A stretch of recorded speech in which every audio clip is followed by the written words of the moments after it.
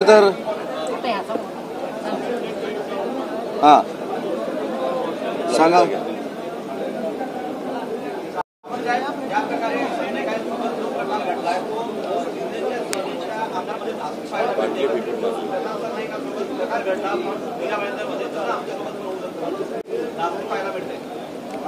नाही, धास्ती कोणाकडनं तुम्हाला सापडली मला माहीत नाही. प्रताप सरनाईक साहेबांनी स्वतः याचा खुलासा केलेला आहे. काल जे काय प्रताप सरनाईक साहेबांनी तिथं जाऊन मराठीबद्दलची भूमिका मांडलेली आहे हे कौतुकास्पद आहे. मीरा भाईंदरमध्ये मराठी माणसांचा जो मोर्चा निघालेला होता त्या बाबतीमध्ये स्वतः प्रताप सरनाईक साहेब त्याच्यामध्ये सामील झालेले होते आणि त्यांनी स्वतःची आणि पक्षाची भूमिका स्पष्ट केली की शिवसेना ही महाराष्ट्रातल्या मराठी माणसाबरोबर होती आहे आणि भविष्यामध्ये कायमस्वरूपी तशीच राहील अशा पद्धतीची भूमिका प्रताप सरनाईक साहेबांनी मांडली. परंतु तिथे ज्या पद्धतीनं प्रकार घडवण्याचा काही प्रयत्न केला ते त्याच्यातले सगळे युबीटीचे लोक होते. त्याच्यामुळे युबीटीच्या लोकांना आम्ही चांगलं काम केलेलं सहन होत नाही, तसंच प्रताप सरनाईक साहेबांनी चांगलं काम केलेलं सहन होत नाही म्हणून त्यांनी उल्लडबाजी केली. त्याच्यामध्ये मोठं काय, मराठी माणूस आणि मला जे माहिती आहे ते मराठी एकीकरण समितीचे जे अध्यक्ष आहेत गोवर्धन देशमुख हे देखील माननीय प्रताप सरनाईक साहेबांबरोबर बाईट देताना बाजूला होते आणि त्याच्यामुळं त्यांनी मराठी एकीकरण समितीच्या मोर्चाला पाठिंबा दिला होता आणि त्यांनी सिद्ध केले की शिवसेना मराठी माणसाबरोबर आहे. त्याचबरोबर तानाजी सावंत हे जसे पहिले आमदार ठरलेले आहे जे निवडून आल्यानंतर परांडा हे आपल्या विधानसभा मतदारसंघाकडे एकदाही फिरलेले नाही.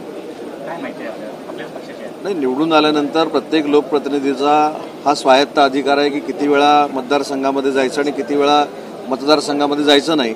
त्याच्यामुळे ते का गेले नाही त्याच्यावर मला काय बोलायचं नाही. शेवटी त्यांची भूमिका काहीतरी किंवा स्ट्रॅटेजी असू शकते. त्याचबरोबर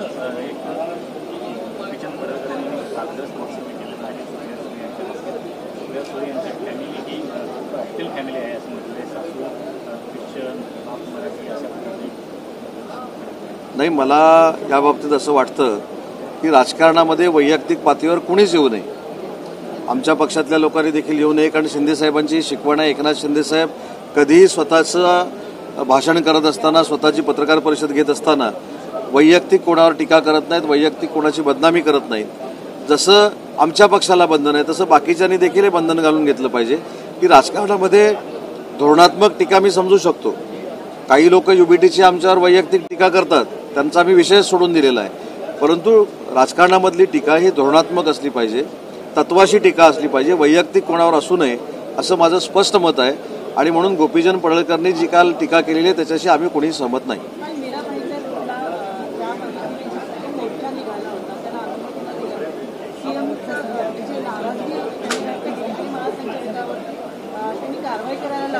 नाही मॅडम, मला याच्यामध्ये असं सांगायचं की काही लोक नाहक फेक नरेटिव्ह सेट करतात.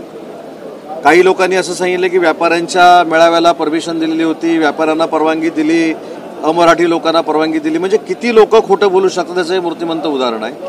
कुठच्याही कम्युनिटीमुळं लॉ अँड ऑर्डर होऊ नये म्हणून त्यांना देखील परवानगी दिलेली नव्हती, यांना देखील परवानगी दिलेली नाही. आणि याचं स्पष्टीकरण गृहराज्यमंत्री योगेशजी कदमांनी काल तुमच्यासमोर केलेलं आहे. नाही, त्याचं उत्तर देतील ना महासंचालक. संजय गायकवाड यांनी एक कॅन्टीनमध्ये राडा केलेला आहे आणि कर्मचाऱ्याला मारहाण केलेली आहे. नाही, या कृतीशी आम्ही कोणीही सहमत नाही. अगदी स्पष्ट सांगायचं तर या बाबतीमध्ये अन्नामध्ये भेसळ होती, निर्विवाद सत्य आहे. अन्न हे नाचलेलं होतं हे देखील निर्विवाद सत्य आहे. खाण्याजोगं ते नव्हतं हे देखील सत्य आहे. परंतु त्याच्यावर काही प्रोसिजर असते ती त्यांनी करायला पाहिजे होती. त्यांनी जी भूमिका घेतलेली आहे, तिथं जी मारहाण झालेली आहे त्याचं समर्थन कोणीही शिवसेनेचा करणार नाही. आणि या बाबतीमध्ये स्वतः शिवसेनेचे मुख्य नेते आदरणीय एकनाथ शिंदेसाहेब त्यांना समज देतील आणि आम्ही या संदर्भात त्यांच्याशी चर्चा करू. परंतु त्यांनी केलेल्या मारहाणीचं कोणी समर्थन करणार नाही. प्रस्ताव केलेला आहे की माहितीला जर रोखायचं झालं तर आपल्याला एकत्र यावं लागेल म्हणताय. नाही, महाविकास आघाडीबरोबर ते जाणार आहेत की युबीटी बरोबर जाणार आहेत हे पहिले त्यांनी जाहीर केलं पाहिजे ना. कारण शेवटी हिंदुत्वाचा मुद्दा, मराठी माणसाचा मुद्दा हे कायमस्वरूपी युबीटी तुमच्या आमच्यासमोर मांडत असतं. मला राज्यसभेच्या खासदारांबद्दल देखील आदर आहे, परंतु यापूर्वीचा युबीटीचा जर आपण मराठी माणसाबद्दलचा कळवळा जर बघितला तर त्यांनी राज्यसभेवर पाठवलेले खासदार जर आपण बघितले तरी तुमच्या लक्षात येईल हे आता महानगरपालिकेची निवडणूक आहे आणि म्हणूनच आम्ही म्हणतो की म मराठीचा नाही आहे तो म महानगरपालिकेचा आहे. सर, सुरेश धस आहेत, त्यांचा जो मुलगा आहे सागर धस यांच्या विरोधामध्ये सुपा पोलीस ठाण्यामध्ये गुन्हा दाखल करण्यात आलेला आहे, कारण त्यांनी दुचाकीला जोरदार धडक दिलेली आहे आणि त्यामध्ये एकाचा मृत्यू झाला आहे. मला या प्रकरणाची काय माहिती नाही, परंतु कोणीही असू दे, जर त्यांनी कायद्याचं उल्लंघन केलं असेल त्याच्यावर कारवाई होईल. मराठी वगैरे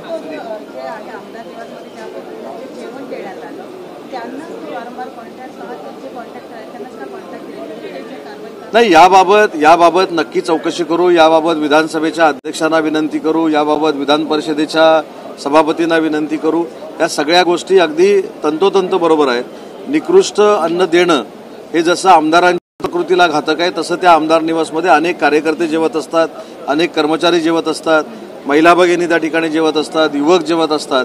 त्याच्यामुळे सगळ्यांना अशा पद्धतीचं अन्न देणं हे प्रकृतीच्या दृष्टीनं घातक आहे. परंतु अशा पद्धतीनं कृत्य करणं हे अयोग्य आहे, ही आमची सगळ्यांची भूमिका आहे. हिंदी में जाना चाहिए जिस तरह से मामला सामने आया संजय गायकवाड़ का, मांग उठ रही है कि कैंटीन में खाना अच्छा नहीं दिया जाता, लेकिन जिससे मारपीट की उन पर भी कार्रवाई होनी चाहिए. नहीं, एक तो ऐसा है कि कैंटीन में खाना जो था वो गलत तरीके से बनाया गया था, ये निर्विवाद सत्य है, उसमें कुछ ऑब्जेक्शन लेने की ज़रूरत ही नहीं है, क्योंकि वहाँ जो लोग खाते हैं उन्होंने भी तकरार की है कि वहाँ का खाना अच्छा नहीं था.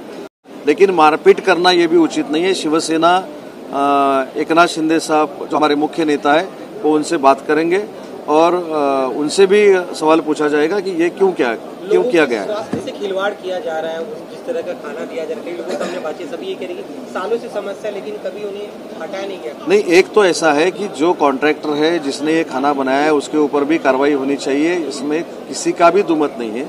लेकिन मारपीट होना ये भी उचित नहीं है, ये मैंने कहा है. और जिसने ये निकृष्ट दर्जा का खाना दिया है उसके ऊपर भी कार्रवाई होनी चाहिए. और वो ऐसा टेंडर के बारे में जो आपने कहा है वो क्यों हो रहा है उसका भी जांच होना चाहिए. मारपीट करने वाले एमएलए के ऊपर कार्रवाई होनी चाहिए, ऐसे अपोजिशन का कहना है. क्या आपको भी ऐसे लगता है, क्योंकि एमएलए आपके पक्ष से है? नहीं, मारपीट नहीं होनी चाहिए थी, इससे हम सहमत है. लेकिन दो दिन पहले भी मारपीट होगी ना. जो विरोधक मारपीट कर रहे हैं उसके ऊपर गुनाह नहीं होना चाहिए. और ठीक है, इन्होंने जो मारपीट की उसका समर्थन नहीं कौन कर रहा है, लेकिन ये नहीं होना चाहिए था, ये हमको मालूम है. इसलिए मैंने बोला कि उस कृत्य का कोई भी समर्थन नहीं करेगा, उसके बारे में उनको जवाब देना पड़ेगा माननीय एकनाथ शिंदे साहब. या सगळ्या प्रकरणावर विरोधकाचं म्हणणं आहे की सत्ताधाऱ्यांना सत्तेचं मात नाही, विरोधकांनी काय बोलावं ह्याला जास्त महत्त्व देण्याची काही आवश्यकता नाही. विरोधक हे बोलतच राहणार.